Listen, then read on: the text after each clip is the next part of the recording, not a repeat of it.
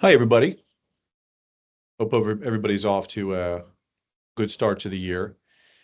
Apologize for missing the Q3 update, but we had a lot going on, and by the time we were ready to provide an update, we were deep into Q4, and made the decision that let's finish the year. That way, we can give you a full year update and have better information for you. So we now have full year 2024 financials completed, and I'll provide you an update on how we perform versus budget. I'll talk through what we expect in 2025, which is definitely slated to be an exciting year for us, and also talk about some of our strategic initiatives and give you an update on where we stand. So I'll start with I'll start with the financials. So let me share my screen.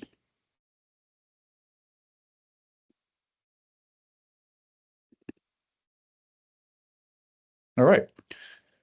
So here I'm showing you how we actually performed in 2024 versus budget. And as we talked about, we had a budget of around $33 million for adjusted EBITDA, and we came in a little short, but we'll talk about what drove that and where we ended up. But to start on the revenue line, we came in at $279 million in revenue versus a budget of $277 million. So we beat on revenue. Now, part of that has to do with improvement to our revenue cycle. So we were able to capture some of the reserves. So that's money that we put on our balance sheet as uncollectible from 2023 and 2022. We were able to take some of that into revenue. And that was about $8 million. So we actually missed by about $6 million in patient revenue for dates of service 2024, but came pretty darn close. Our cost of goods came in higher than we budgeted. And, the one thing I can tell you overarching, the difference in the business from 2023 to 2024 in terms of each facility was pretty significant.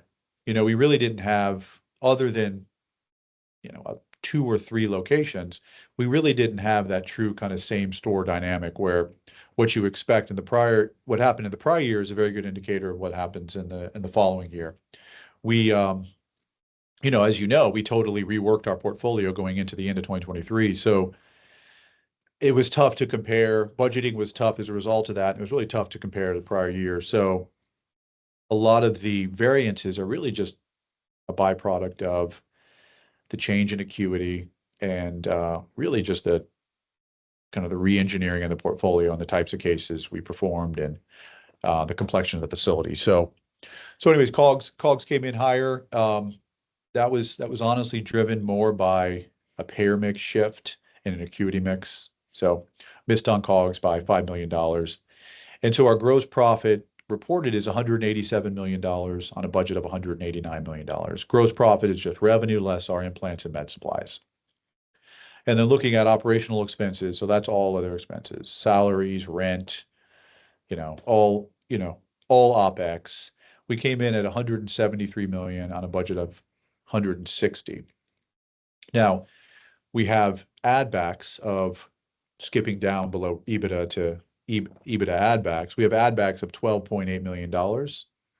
And so if you adjust the 173 down by $12.8 million, really OpEx came in line. And so that brings us to an EBITDA of $12.8 million or $13.9 million. But when you factor in the add backs, that takes us to $26 million and change, almost $27 million on a budget of $33 million. So I'll talk about the add backs. What are add backs? So as you know, we have a private equity partner, so we're not able to get exotic and cute with add backs.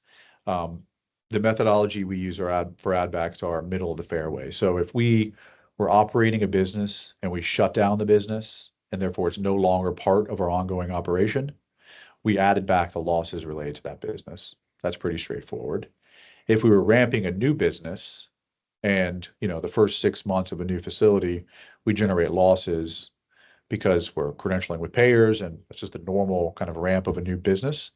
We generate losses, and then once we get to stabilization, well, then the business is operating at a totally different level, and it's not incurring losses because we're in network, et cetera. So during that ramp period, we add back the losses related to the ramp. So those are two material buckets of our add backs. And then in addition to that, there are items that we picked up from prior year. So legal bills or accrual catch-ups, et cetera, that are not expenses related to 2023 or 2024 that we had to book in 2023. So of course we add those back because they have nothing to do with 2024 dates of service. And then, another category, which is the smallest category in terms of dollar amount, is one-time expenses. So let's say we have an extraordinary like expense that's unique, one that we don't expect to happen again. You add that back, like a one-off, like legal settlement, or we had to spend more on consultants related to an initiative that we don't expect to do again, stuff like that. And all middle of the road standard add backs. But most of those add backs are related to the ramping facilities, shutting down a business, adding that back, or the add a period, so 2022, 2023 items. So really the adjusted EBITDA here is very reflective of the performance of the business of $27 million. And then we have something called pro forma EBITDA add backs. As we talked about, we were very focused on making cuts at the corporate level. And we've made cuts at this point to the tune of $3 million. We have about 273,000 that we expect to make in Q1. But we made throughout 2024 cuts of annualized $3 million. And so therefore we're adding that in because our run rate is reflective of this lower cost basis, to where our salaries at corporate are annualized $3 million. And we put 3.2 here because we're about to make the 3.2 cut. That was already scheduled to happen in Q1. So that really gets us back up to a $30 million EBITDA, which is right in striking distance of our target of 33. So I'll tell you on the add backs related to, or on the pro forma adjustment we made, that $3.2 million related to the cuts, we've made all these cuts and we've gotten busier. So it's not as if we're dealing with less volume of work right now. We're dealing with a lot more volume of work, but the cuts have been very positively impactful for the company. It's really allowed us to be disciplined about the right people in the right positions, the right cultural fit in these positions. And we're getting a lot more productivity out of our team, a smaller team, than we did the larger team. And we have happier people as well because the chemistry is better and people are more culturally aligned. So these cuts were very healthy for the company and have not impaired us or limited our ability to get things done. In fact, they've allowed us to become more productive. So came in at $30 million on a budget of 33. We met with our board yesterday, and it was a very positive board meeting. Everybody's very happy with these results. Obviously, coming into 2024, we had a lot to execute on based on all the work we did at the end of 2023. And, we came pretty darn close to hitting our budget. What's really exciting, and I'll get to it in subsequent slides, is how this positions us. So now we have a great foundation again. We're kind of back to 2022 performance, but much more diversified. And what's really exciting is you'll see how that positions us for this year. So now I'm going to show you, or narrate to the extent you're not looking at this video, show you how we did versus 2023. So as everybody knows, we lost one surgeon in 2023, the end of 2023, that represented about $14 million in revenue. And so that was a big loss. But in spite of that, we grew revenue year over year from $219 million in 23 to $279 million in 24. So still a significant revenue growth in spite of losing, this aberration of losing somebody that busy. Of course, there are ebbs and flows, but to lose somebody that busy doesn't typically happen. It's never happened in my career. So great job from the business development standpoint. The team did a great job of really growing same store growth and new facility growth. And that came from, same MD growth. So MDs who are working in 23 and 24, doing more in 24, and also new MD growth. Our COGS obviously year over year up 92 million versus 77 in 23. We had a gross margin of $187 million in 24 versus 141 in 23. Our OPEX 173 this year, as we talked about, versus 23 159. And our EBITDA unadjusted 13.9 versus in 23 a negative 17.7. So massive uptick. Add backs were $12 million, as we talked about in 24. We had more add backs in 23 of 17 million. And adjusted EBITDA in 24, 26, almost $27 million versus basically break even in 23. So transformed, like I said, back to where we want to be, and healthy, diversified company at this point, prime for growth.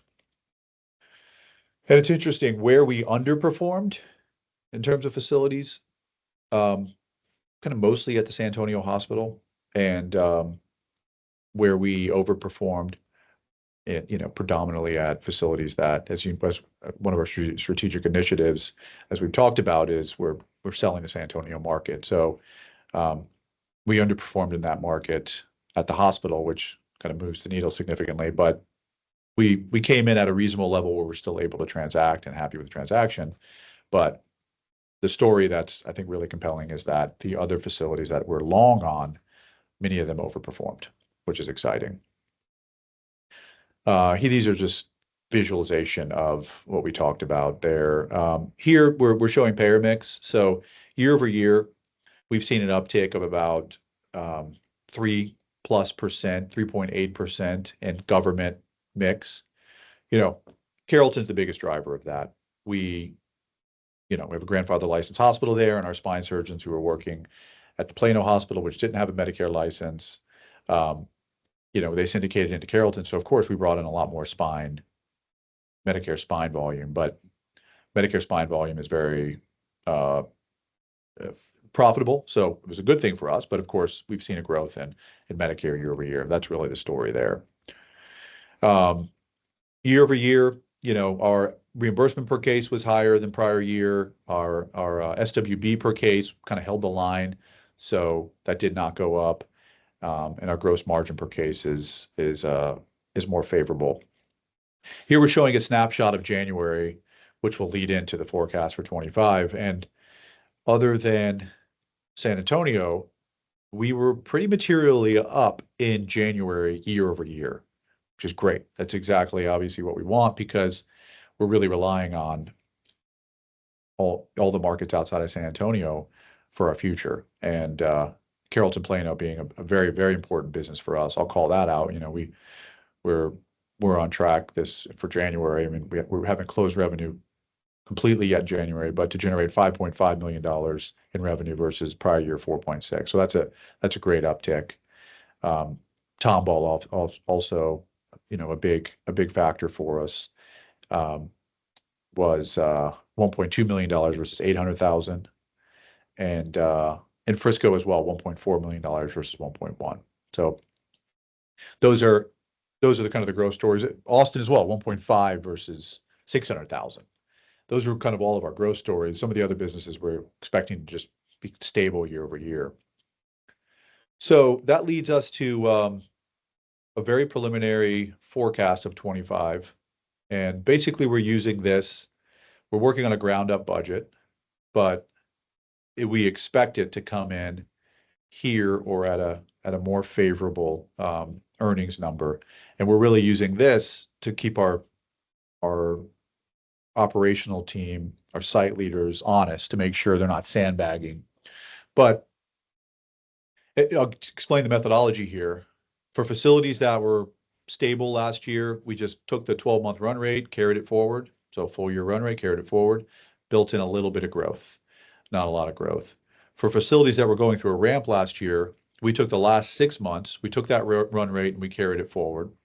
And that's only 2 facilities. That was Carrollton Plano, Frisco, and that's it. Those are the only 2 facilities where we use the back half run rate. So very conservative. And then we only have 1 new facility added to the portfolio here in 2025, whereas we're working on 5 or 6 new deals that, if we were to present this 60 days from now, we probably would have built into these, but it's a little too early for us to do that. So we really wanted a conservative view. So this view does not include the San Antonio market. So we expect to exit that market by April 15th. So obviously we're going to have activity leading up to that, but we're going to add that all back. We really want a view on what does the business look like in post San Antonio. And so pretty compelling. So we'll talk through this. As you recall, I said we were $270 million in revenue in 24. Well, San Antonio's $90+ million in revenue as a market between the surgery centers and the hospital. So 277 is going down to 177, but we've got projected revenue here of $242 million. So net of San Antonio, we still have a strong revenue stream coming in. Cost of goods is 77, gross margin of $164 million, OpEx of 128. So compared to 24, OpEx, when you factor in add backs, about 130 million. So we're pretty much in line there. And unadjusted EBITDA of $36 million. And then EBITDA add backs of 11 million gets us to an adjusted EBITDA of $47 million. So if you recall last year, 2024, our adjusted pro forma EBITDA was $30 million. Here, fully unadjusted, we're expecting every bit of 36, 37 million. And then we have add backs baked into the budget. And I'll explain what the add backs are in a moment. And that takes us to 47 million. So, which we're very excited about.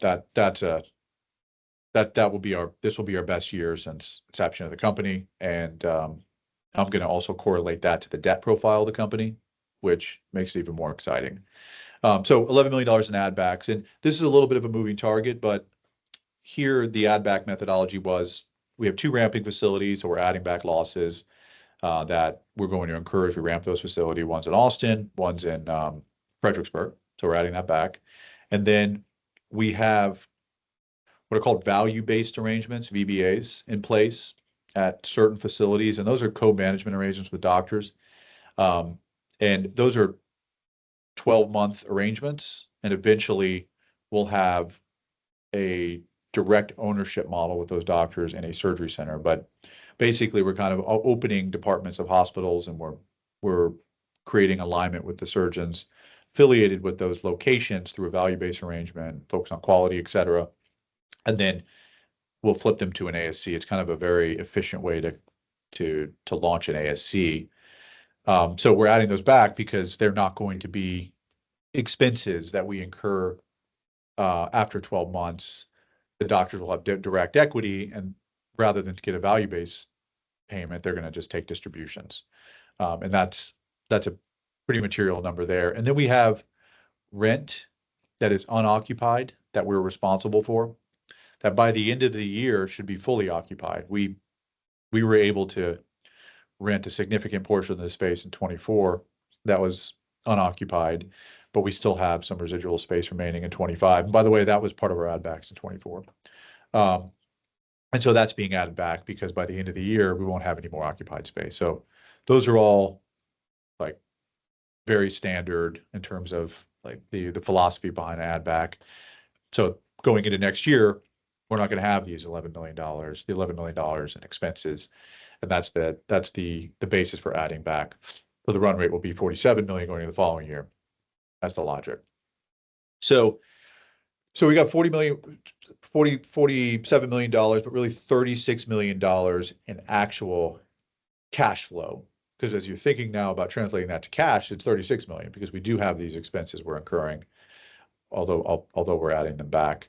And so I kind of want to translate that to what that would translate to in cash for the company. So in 24, we generated unadjusted $14 million in EBITDA. Well, we had in excess of $20 million in principal and interest payments. So from a cash perspective, we had more outflow than we had inflow because adjusted EBITDA, like we were at 30 million adjusted, but remember those expenses were incurred, many of them. Some of them were prior year, but many of them were incurred. So from a cash outflow to inflow, like we had to supplement the company. So talking to this audience, obviously we've talked about in the absence of positive cash, we're not looking at distributions because we have to cover our obligations. So that was 2024, obviously 2023. 2025, we're looking at $36-37 million in actual EBITDA before add backs, and we're looking at $21 million in principal, interest, all settlements, all below EBITDA outflows. So now we're starting to generate free cash to the tune of $15 million. So that starts to become very healthy. And what's really interesting is on the right side here, post exiting the San Antonio market, I'm going to get to that with our strategic initiatives, we will have a total now of $64 million, and not just debt, but debt-like equipment leases, any settlements related to like legal settlements, like you name it, Medicare stuff that we inherited, $64 million in total. We're paying off a big chunk in 25. We're going to be left with $48 million in total liabilities at that point. And basically, we'll have almost no legal settlements going into 2026. So $48 million on an adjusted EBITDA of $47 million, we're at 1-to-1. From a balance sheet perspective, our EBITDA being in line with our debt, that is incredibly favorable. That is a very healthy balance sheet, and that positions us really well for potential monetization transaction. So that's what we're looking at. Revenue cycle, just one last thing, is performing better than ever. Our revenue cycle leader, Jill Gunn, is kicking butt. She has the surgery centers up to a level where we are, we're expecting to collect 97 to 98% of all revenue accrued in 2024. So 2 to 3% bad debt allowance. We're expecting 98. So 98% collection effectiveness and 96% of the hospitals for 24. You can see a big step up in end of Q2 onward, which is why it's going to be a little lower. She's forecasting that we're at 98% for both the hospitals and the surgery centers in 2025. So we're already seeing the yield. So we've stepped up significantly, and we're really going to be at best practices. So that's the overall financial outlook of the company. This is how we performed and what we're expecting this year. We're very excited about this year. All of our teams are working on exciting initiatives, not survival-related initiatives. And what we just presented to you in terms of what we expect for this year is very realistic. And we think there are other things that are almost in the bag we didn't include. Like I said, within 60 days we would, but this is a very good starting point for 25. So strategic initiatives, as we talked about, we were working with multiple parties to sell the San Antonio assets and fully exit the San Antonio market. It's just the right thing to do for us as a company. We are right now under exclusivity with the party, and they're deep in diligence. And the expectation is that we close on April 15th. Possible it could happen sooner. We're moving at a good pace. And both parties are working in a very linear fashion. So we're very excited about that. What that allows us to do is, first of all, it's a win for our surgeons. They'll do well. So, it's great for our story. It's not our strategy to sell to a health system, but sometimes you have to know when to sell and when to hold. And this is the right time to sell for us. And so it's a win for them. They're going to be generating liquidity and have alignment with the buyer moving forward. So like I said, it wasn't exactly what we expected, but it's a good outcome for us. So that's big for us. And, the team is very focused on all the work that is required to get a deal done. Um, in addition to that, we are in an interesting situation that will kind of stagger to what's happening in San Antonio, where we're we're entertaining a potential new equity partner, and it's early stage right now. We just uploaded preliminary diligence late last night to them so they can start reviewing it. But it could be a real win. And, kind of based on what we were able to achieve last year and what we expect this year, we're in a decent spot to do something.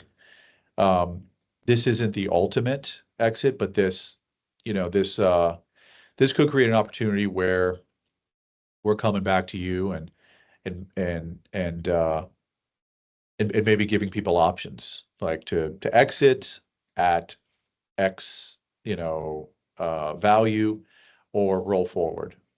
But it's definitely a real opportunity, and we are taking it seriously. It it's the kind of partner. It's a big boy private equity group, and it's the kind of partner that could put a lot of money behind us for growth. And I and the leadership team are very interested in it. We think it's would be great for the company. Um, of course, the ideal time for us is the end of 26, but we'd have to be sold on the fact that for multiple reasons, for TRP as an investor, um, maybe it's just time to try to take out this fund or take out the way it's currently invested and then let some people roll forward if that's what they want to do. Like just, this hasn't been exactly as we all expected it to be, right? We had a different whole philosophy of the way this was worked with the pref, et cetera. Things changed, of course, and of course we had 2 years of really tough performance and things happened in the company, and I hope you can appreciate that. We fought through all that and have persevered and have a great company that has survived a real challenging time and is much stronger as a result of that. We have real people running the company, and we have a real leadership team, and um, we're in a great place for the future. But listen, you put money in and you had a certain expectation. So I can appreciate that. Maybe some people are fatigued and just want to go. So that is part of the reason this could be attractive, because it could satisfy that. So, anyways, we're we're about to get started. That whole group is going to come down next week and do a full day in person with dinner. And I expect we're going to in March we're going to have a proposal and really think about whether this does make sense today. Of course, it would take out BTG, so they would no longer be our partner, and it would be good for them.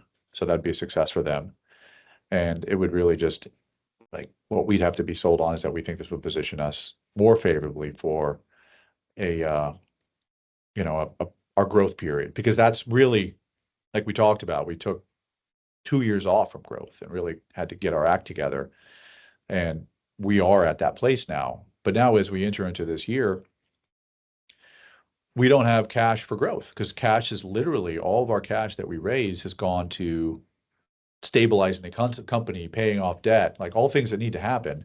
But now we look at our current situation, and we're going to need to fund growth with cash flow. Now, could we go to BTG for more money? We've talked about that. We could, but we don't know if that's the right move either. When we have line of sight to be able to grow without incremental capital and with our cash flow, like that may not be the best move either. So lot to consider, a lot of good things. Like these are good equations to have to analyze, but nevertheless need to make smart decision here, smart decision. So we're excited about that. I will keep everybody posted as this progresses, and I will have an ad hoc, out of period, like not quarterly update, um, if there is an update related to this particular topic. But if it just follows the normal course of a quarterly update and we're just working towards something, then I won't have an ad hoc update. I think that's it. Some housekeeping items. We think I really believe this year. We really believe we fired the old accounting firm. We fired the old auditing firm. We are now working with Moss Adams for both the accounting and audit. They are already well underway. Moss Adams, the team we're working with on both audit and tax, has worked with our CFO, Joe Gallegos, and if through other companies, he was CFO and they have a good rapport. It's half the battle.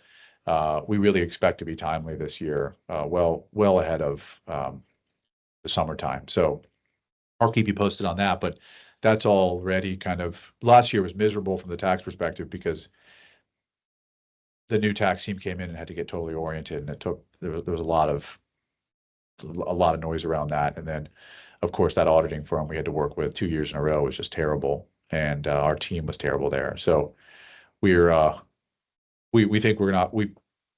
My expectation this year is that everything will be timely, and we won't have all these fire drills this year. That's it. Appreciate the patience, and if any of you have any specific questions, obviously reach out to me or Tanner directly. We're happy to answer any questions. And if you're not hearing from people that you are reaching out to, let us know. We'll try to intervene. And that's it. Thank you, everybody.